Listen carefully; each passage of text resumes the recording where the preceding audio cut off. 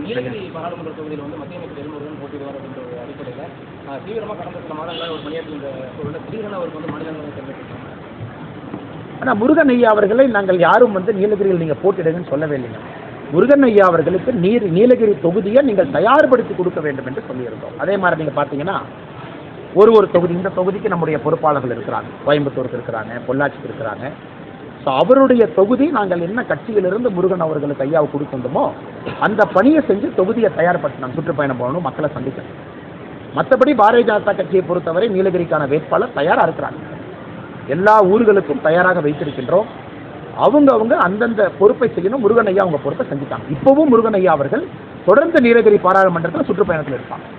ஏன்னா நீலகிரி பாராளுமன்றத்தினுடைய தயார்படுத்த வேண்டிய பொறுப்பு முருகன் ஐயாவுக்கு கொடுத்துருக்கோம். ஸோ தொடர்ந்து நீங்கள் நம்முடைய மத்திய அமைச்சர் முருகன் அவர்களை தமிழ்நாடு முழுவதும் பார்ப்பீங்க. நீலகிரியில் ஸ்பெஷலாக இன்னும் அதிகமாக பார்ப்பீங்க.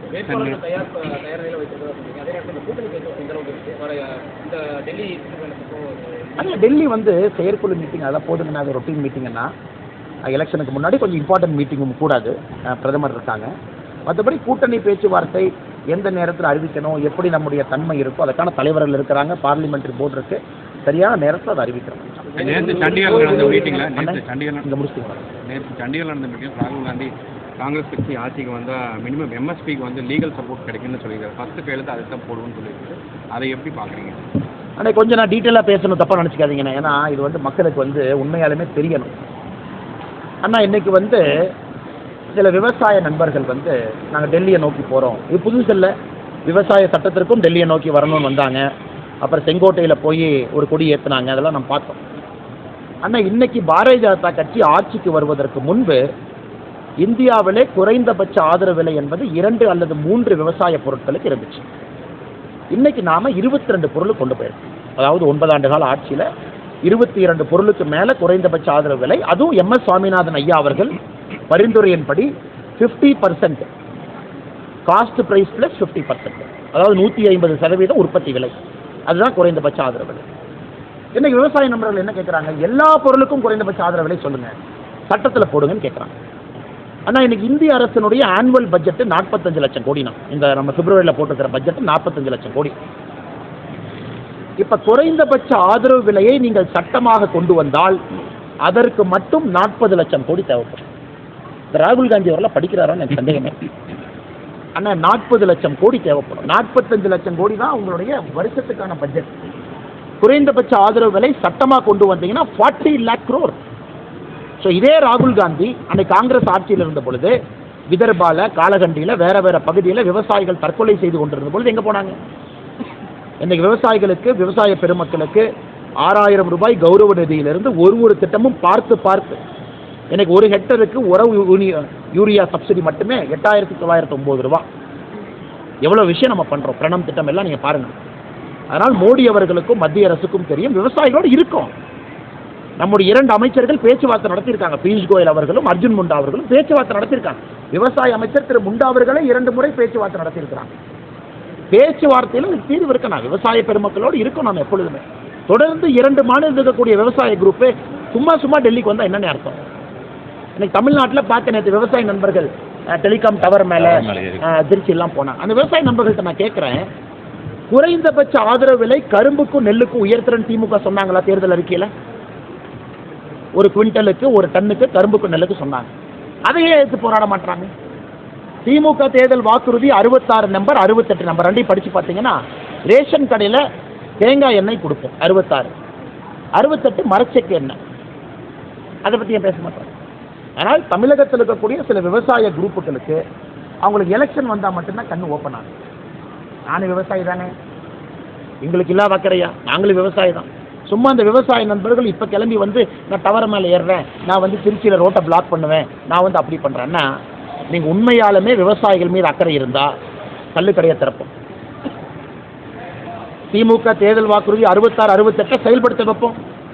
திமுக தன்னுடைய தேர்தல் வாக்குறுதி சொன்ன குறைந்தபட்ச ஆதரவு விலை கரும்புக்கும் நெல்லுக்கும் உயர்த்துவோம். அதை பற்றி பேச மாட்டீங்க. ஆனால் இவர்கள் ஹரியானா, டெல்லியில் நடக்கிற போராட்டத்துக்கு இங்கிருந்து ஆதரவு கொடுப்பேன்னு சொல்கிறது ஏற்றுக்கொள்ள முடியாது. அதனால் சகோதர சகோதரிகளுக்கு நம்முடைய நண்பர்கள் புரிந்து கொள்ள வேண்டும், 40 லட்சம் கோடி பட்ஜெட்டில் இருக்கிற 45 லட்சம் கோடியில் 40 லட்சம் கோடி விவசாய பெருமக்களுக்கு குறைந்தபட்ச ஆதரவு விலைக்கு சட்டமாக நீங்கள் இயற்றிவிட்டால் எப்படி இந்த நாடு வளர்ச்சி பாதையில் போகும்? விவசாயிகளும் வேண்டும், விவசாயிகள் தான் ஃபர்ஸ்ட், தொழிற்சாலைகளும் வேண்டும், ரோடு வேண்டும், ஹாஸ்பிட்டல் வேணும், சுகாதாரம் எல்லாம் வேணும். அதனால் நாங்கள் அவர்களோடு இருக்கின்றோம், மார்க்கெட் இன்டர்வென்ஷன் பண்ணுறோம் அப்படிங்கிறோம். எக்ஸ்போர்ட்டு, இம்போர்ட் டியூட்டி அதெல்லாம் சரி பண்ணி கொடுக்குறோம்.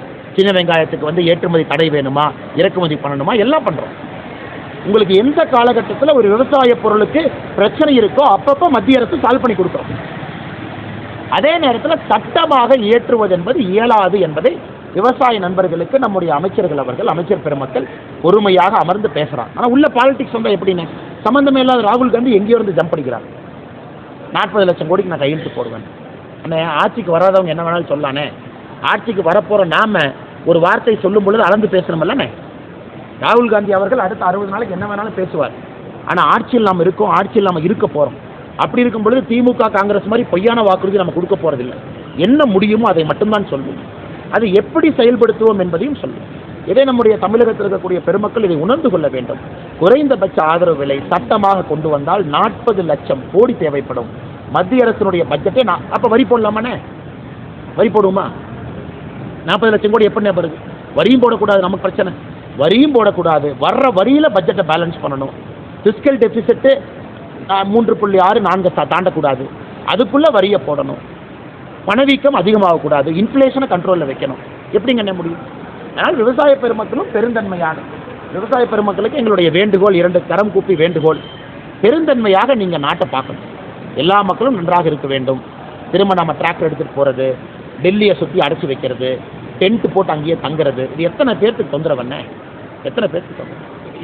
இவர் கேட்டார், இவர் கேட்டாங்க வரணும். கோவை குண்டுவெடிப்பு சம்பவம் நடந்து 26வது ஆமாங்கண்ணே. நிலைமையில் வந்து அந்த மாதிரி தீவிரவாத செயல்களில் ஈடுபட்ட கைதிகளை வந்து விடுவிக்கணும்னு சொல்லிட்டு திமுக உட்பட எதிர்க்கட்சிகள் எல்லாமே ஆனால் பிப்ரவரி 14, 1998 குண்டு வெடிப்பு கோயம்புத்தூரில் நீங்கள் யாரும் மறக்க மாட்டீங்கன்னா. தமிழ்நாடு ஃபுல்லாக பத்திரிகை நண்பர்கள் வேறு மாதிரி கேள்வி கேட்டாலும் கூட கோயம்புத்தூரை பொறுத்தவரை உங்களுக்கு தெரியும். ஏன்னா நீங்கள் அதை உணர்ந்தவங்க. இது வந்து லிவ்டு எக்ஸ்பீரியன்ஸ், லிவ்டு ரியாலிட்டியான. அன்றைக்கி வந்து 50 பேர் 68 பேர் இறந்தாங்க, 57 பேர் உடனடியாக இறந்துட்டாங்க, 250 பேர்த்துக்கு மேலே காயப்பட்டாங்க, பாதிக்கப்பட்டாங்க. அது வந்து 2009 திமுக ஆட்சியில் இருந்த பொழுது 9 பேர்த்த விடுதலை பண்ணாங்க. இன்னைக்கு 16 பேர்த்த விடுதலை செய்ய வேண்டும் என்று திமுக கங்கணம் கட்டி கொண்டு சுற்றுறாங்க. அதுவும் குறிப்பாக 2021 பிறகு ஒரு நீதியரசர் கமிஷனை போட்டு கமிஷன் சொல்லிட்டாங்க, அதனால் விடுதலை பண்ணுறோம். ஆனால் அக்டோபர் 2023 சுப்ரீம் கோர்ட் சொன்னாங்க இவர்களுக்கு பெயில் கிடையாது, இது கிரேவஸ்ட் ஆஃப் கிரேவ் அஃபென்ஸ்னு சொன்னாங்க. அதன் பிறகு அந்த முக்கிய குற்றவாளி ஒருவர் பெயிலில் போய் மறுபடியும் பெயில் எக்ஸ்டென்ஷனில் இருக்காங்க. அதனால் கோவை குண்டுவெடிப்பு வழக்கில் கன்விக்டட் கிரிமினல்ஸை எந்த காரணத்திற்கும் வெளியே விடக்கூடாது என்பது பாரதிய ஜனதா கட்சியினுடைய நிலைப்பாடு. இதில் எந்த மாற்று கருத்து இல்லை. ஏன்னா கோயம்புத்தூருக்கு வந்திருக்கக்கூடிய அபாயம், ஏன்னா 3 நாளைக்கு முன்னாடி தானே என்னையே 5வது ரைடு பண்ணுறான். Arabic college, Madras Arabic college, Coimbatore Arabic காலேஜெலாம் ரைடு பண்ணி இன்னொரு 4 பேர்த்த கைது பண்ணுறாங்க. சார்ஜ் ஷீட் 3 போட்டிருக்காங்க. தொடர்ந்து நடந்துக்கிட்டே இருக்குது. கோயம்புத்தூரை பொறுத்தவரை இன்னும் அபாயத்திலிருந்து தப்பிக்கலை. ஆனால் சில அரசியல்வாதிகள் வாக்கு வங்கிக்காக என்ன வேணாலும் செய்யலான்னு செய்கிறாங்க. இதை நாங்கள் கடுமையாக எதிர்க்கின்றோம். இன்னைக்கு சாயந்தரம் ஆர்எஸ்புரத்தில் இதை பற்றி இன்னும் விலாவரியாக நாங்கள் பேச போகிறோம். பாதகம் செய்பவரை கண்டால் நாம் பயங்கொள்ளலாகாது பாப்பா, மோதி மிதித்து விடு பாப்பா, அவர் முகத்தில் உமிழ்ந்து விடு பாப்பா. அண்மை செய்திகளை உடனுக்குடன் தெரிந்து கொள்ள இணைந்திருங்கள் இயம்நாடு தொலைக்காட்சியுடன்.